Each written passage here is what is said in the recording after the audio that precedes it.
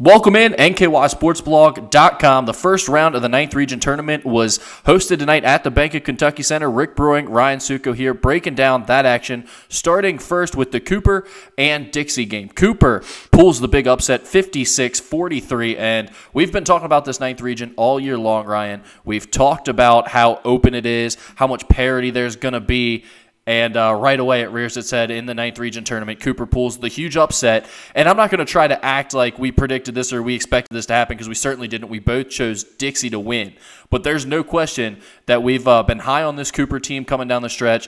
They showed why tonight. Defensively, they're as good as it gets in the region, and they were able to beat, in my opinion, the top team in the 9th Region tonight. Huge win for Coach Sullivan and the boys, but at this point, Ryan, the question now becomes, okay, they won that big first game, but now what? Can this Cooper team advance past Newcath in the second round? Can they make a run to the regional finals is what everyone wants to know. Let's start talking about this game, first of all. It started off pretty low scoring. Just talk about the first half a little bit. The first quarter was real ugly. It was a defensive struggle. Hatton was having a lot of trouble getting going, and so was the Cooper offense. It wasn't what you thought was going to happen, but Cooper did what they wanted to do. They controlled the boards. They gave Dixie a lot of trouble. They defended well, which is kind of their calling card, and they were making shots. Not from the get-go, but they really just kind of got things going towards the second quarter, and it just rolled right through halftime. And at no point was I thinking, okay, Dixie's going to run away with this, because very few times did they have the lead in this game. And, Cooper, they controlled the pace all night, and they came away, victorious. Yeah, and I think that's the thing about this Cooper team is they seem to always be able to control the pace and make you play at their style, and they put themselves in a position where they may not win at the end, but they're going to be in a position to compete in that fourth quarter. In most games I've seen this year, that's been the case, including when they played Dixie earlier this season. They did the same thing. They just couldn't make quite enough shots to get over the hump. Tonight, a different story. The first time these two teams met, Louis Maniaci had, I believe, 4 points, maybe even less than that, played very few minutes because of foul trouble. Tonight, he's the big difference in the game. Has 19, possibly more points than that. We don't have official numbers right here on us. Had a huge game, really closed down the stretch. Parker Stansberry went out with fouled out for Dixie in the final minutes. At that point, Cooper really pounded it into their 6-7 center, and he sort of dominated. And I think when you look at the two teams, that was the biggest difference in this game. One, A.J. Collins was able to make a couple shots early to sort of give Cooper some momentum, keep them on pace, scoring with Dixie. Their defense did the same job they did last time, a little bit better this time, held Dixie at bay. Dixie didn't get quite the performance from their other guys. They still got a big game out of Hatton, but they didn't get the game out of Stansberry and some of those other guys that they've become accustomed to. And Cooper was able to score the points between Maniaci and Collins leading the way, both of them close to 20. I know Collins was over 20. That's just a huge deal for this Cooper team. When they get that type of production on the offensive side of the court, there's no question. They can beat this Newcath team. They can win the entire 9th Region tournament. It all comes down to, like a lot of teams in this tournament, whether they can make shots or not. Tonight they were able to do that, and they have a huge win over Dixie. It's pretty impressive stuff for their first trip to the 9th Region tournament. Well, the key for me was the confidence of Louis Maniaci tonight. Parker Stansberry goes out.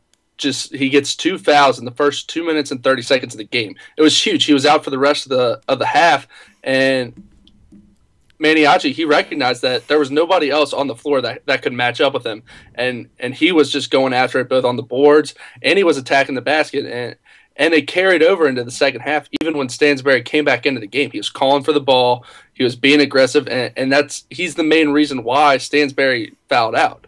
And that, I think that was one of the keys. Another key was they completely shut Hassel out in the second half.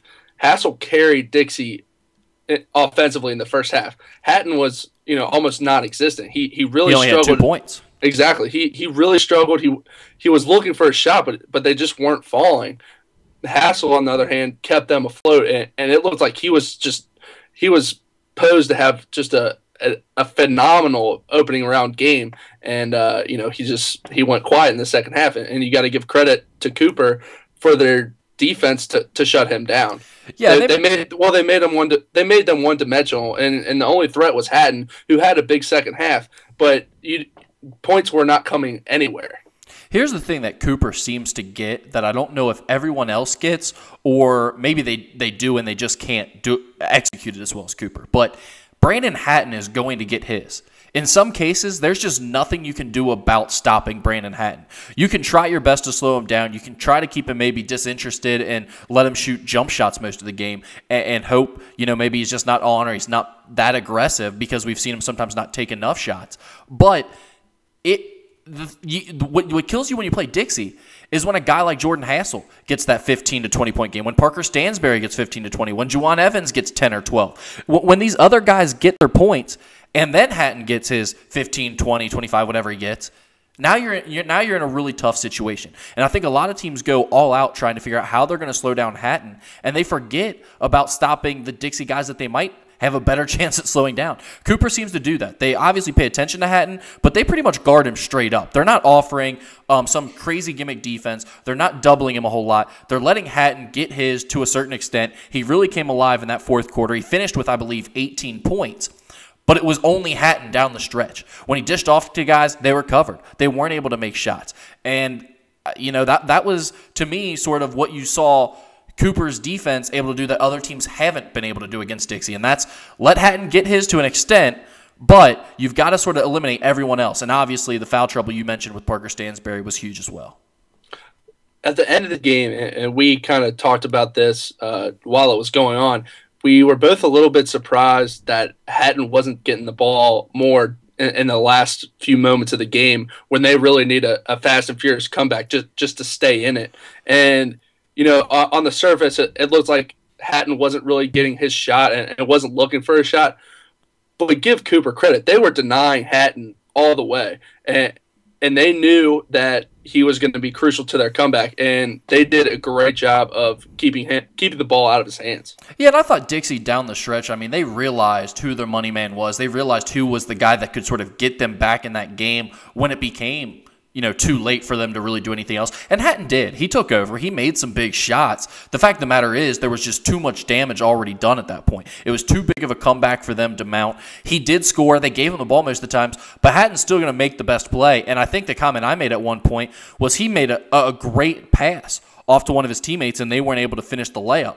But you're talking about a teammate that had just checked into the game, and Hatton is really that guy at the end of game situations. Across the ninth region, there's been no one better the past 2 years. We've seen him just absolutely take over the ends of games, and that's why I say, he's got to take every shot down the stretch. He did, I think, as much as he could honestly do. Cooper was just the better team tonight. I will say, I'd be remiss if we didn't mention the play of Cooper's guards. I thought Aaron Morgan was as good as I've seen him tonight. Chris Henderson. And Chris Henderson played well, too. And that's the key. I think Dixie is so tough to match up with because of their backcourt. Even when you have a good backcourt, theirs is almost always going to outplay you. And so if your strength is your backcourt and you're getting outplayed regardless because Dixie is so good, you're really going to have a hard time. I thought there was only maybe a few minute stretch there early in the fourth quarter where Cooper's guards let Dixie's defensive pressure get to them. They made a few turnovers when they were trying to run some clock at around the 7-minute mark. Dixie cut that lead to maybe a 3 or 4 point game at that point, and right away, that's when Louis Maniaci kind of took over. They threw the ball into him. He closed it out, took him on a run. I think he scored like 8 straight points at one point in the fourth quarter for them and was able to finish off that game. But the play of the guards throughout this game, other than, like I mentioned, that maybe 2 or 3 minute stretch right there around the 7-minute mark of the fourth quarter, these Cooper guards were exceptional. Aaron Morgan played with confidence. Chris Henderson played with confidence. Chris Henderson knocked down an 18-footer, step up off the dribble at the end of the game. That was huge to keep Cooper's lead. Aaron Morgan was driving the whole night, not worried about the pressure of Fox and Hatton. He was dishing out to guys. He really played like that floor general and that leader that I think Coach Sullivan's been trying to groom him as the whole year. And being just a sophomore, it's been a bumpy ride. He's had some struggles along the way, but tonight was sort of the culmination of that teaching him how to be a leader. You saw it all out there tonight. He played an excellent game. Well, Rick, you and I, we had the chance to watch Cooper against Scott just a couple weeks ago, and we didn't really know where this team was going. Scott was missing some of their key players, and they're a great team. They really are. We don't talk enough about them. They're a very solid team. But Cooper just, they didn't seem like they wanted to be there. They had no interest in that game. Morgan, he looked lost out there, and you and I kind of walked away, really worried about their guard play.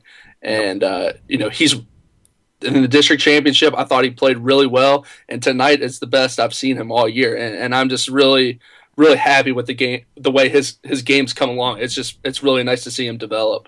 I'm with you as well. Aaron Morgan, huge game. Chris Henderson, as you mentioned, I'm glad you mentioned him too. The backcourt play of Cooper was huge in this one. It's going to be big once again when they take on Newcath in that second round, because obviously you've got Brady Haichu and Michael Buter, who outplayed the backcourt duo of Ruth Satz and Frederick tonight for Covcath. So final thoughts on this game before we wrap things up here? Shout out to AJ Collins. He was absolutely huge third quarter. At least 4 threes that I can recall, maybe 5, and he pretty much single-handedly put Dixie away.